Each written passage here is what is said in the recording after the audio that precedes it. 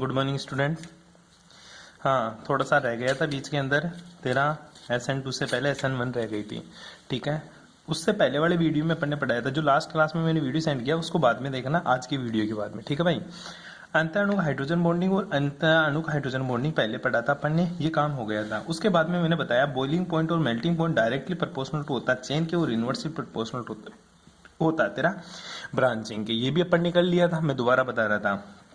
फिर बताया था मैंने कि तेरा boiling point directly proportional to होता है हाइड्रोजन बॉन्डिंग। हाइड्रोजन बॉन्डिंग बढ़ेगी तो बॉइलिंग पॉइंट बढ़ जाएगा।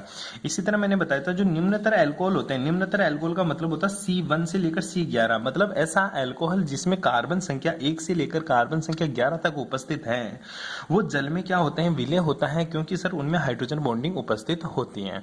इसी प्रकार उस्तर जो अल्कोहल होते हैं C11 से ऊपर के, मतलब ऐसा अल्कोहल जिसमें कार्बन संख्या 11 से ज्यादा हो, वो जल में अविलय होता है, क्योंकि उनमें हाइड्रोजन बॉन्डिंग एब्सेंट होती है। ये बातें अपन ने पढ़नी थी जी। ठीक है, इसकी तरह अल्कोहल की रासायनिक अभिक्रियाएं पढ़ रही थी। मैंने बता भी दिया था क्लास में, अल्कोहल दो तरह की रासायनिक अभिक्रिया दे सकता है, या तो ये बॉन्ड टूट जाए या ये बॉन्ड टूट जाए। अगर ये बॉन्ड टूटता है ना तो अल्कोहल अलग टाइप से रिएक्शन देगा, और ये बॉन्ड टूटता है तो अल्कोहल अलग टाइप से रिएक्शन देगा। अगर ये बॉन्ड टूटेगा तो तेरे को पता है कि गुरुजी जब ये बॉन्ड टूटता है ना तो फिर H+ रिलीज होगा, RO- प्लस H+। जो H+ डोनेट करता है वो क्या होता है, तेरा एसिड होता है। क्या होता है, तेरा एसिड। ये बातें अपन ने पढ़ ली थी।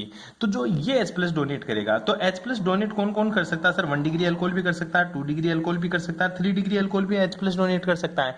तो एसिडिटी सबसे ज्यादा किसकी होगी? एसिडिटी का जो ऑर्डर होगा अल्कोहल में, ठीक है, वो तेरा एसिडिटी का सबसे ज्यादा अल्कोहल जो अम्लीय होगा वो तेरा 1 डिग्री होगा, उसके बाद में 2 डिग्री होगा, और सबसे कम कौन सा होगा, तेरा 3 डिग्री। तो तेरे को क्वेश्चन एक और पूछ ले एसिडिटी का ऑर्डर, ठीक है। तो अल्कोहल के अंदर जो एसिडिटी का ऑर्डर होगा किसका? अम्लीयता का क्रम। किसका क्रम? अम्लीयता का क्रम। जो अम्लीयता का क्रम होगा वो होगा तेरा सबसे ज्यादा 1 डिग्री अल्कोहल, फिर 2 डिग्री अल्कोहल, सबसे कम कौन किसकी एसिडिटी होगी? 3 डिग्री अल्कोहल की सबसे कम एसिडिटी होती है, क्योंकि 3 डिग्री अल्कोहल की स्टेबिलिटी के अकॉर्डिंग इसकी बात करते हैं जी अपन। ठीक है, उसके बाद में मैंने इसकी रिएक्शन की बात कर रहा था कि सबसे पहले CO बॉन्ड टूटे तो हाइड्रोजन हैलाइड के साथ रिएक्शन कराएंगे। तो याद करिए तेरा OH है, ठीक है, ये तो तेरा कौन है भाई? OH है गुरुजी। OH के साथ कौन निकलेगा यहाँ से? OH के साथ जो निकलने वाली चीज है सर वो निकलता है हाइड्रोजन। ये हाइड्रोजन ये OH दोनों बाहर निकल जाएंगे, यहाँ से H2 के फॉर्म में RX बन जाएगा, H2 बाहर निकल जाएगा। 1 डिग्री, 2 डिग्री, 3 डिग्री अल्कोहल हो सकता है, HCl के साथ रिएक्शन कराएंगे। वीक लिविंग ग्रुप है, इसलिए मैं यूज क्या कर रहा हूँ, निर्जल ZnCl4। क्या यूज कर रहा हूँ? निर्जल ZnCl4। HCl एक वीक लिविंग ग्रुप होने की वजह से, मतलब कमजोर होता है नाभिक से नहीं, तो ये अकेला इनसे रिएक्शन नहीं कर पाता अल्कोहल से। तो फिर क्या उपस्थिति लेनी पड़ती है?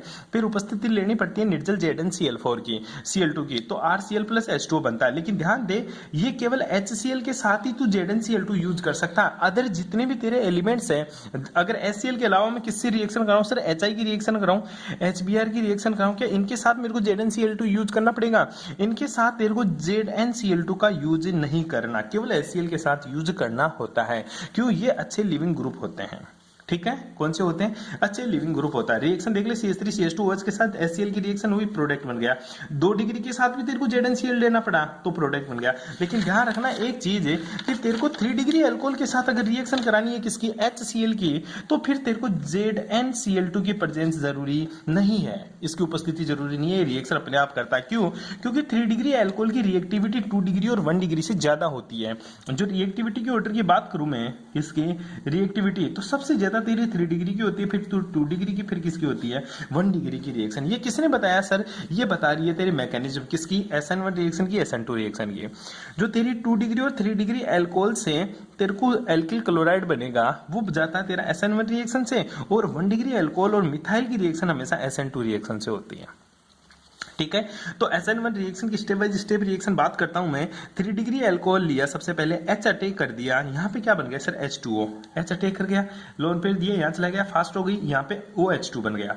ठीक है, ये बाहर निकल जाएगा लिविंग ग्रुप। ये धीमी गति से, पहली स्टेप क्या होती है तेरी फास्ट, दूसरी स्टेप तेरी स्लो होती है, ये तेरी रेट डिटरमाइनर स्टेप होती है, इसी को तो SN1 रिएक्शन बोलता है। गुरुजी OH2 बाहर निकल गया, कार्बोकेटाइन बन गया। क्या बन गया तेरा? कार्बोकेटाइन। इसका आयन का क्या नाम है? कार्बे आयन, कार्बेनियम आयन, या इसको तो कार्बोकेटाइन बोल सकता है। तो ये तेरा क्या बन गया गुरुजी? ये मेरा बन गया मध्यवर्ती।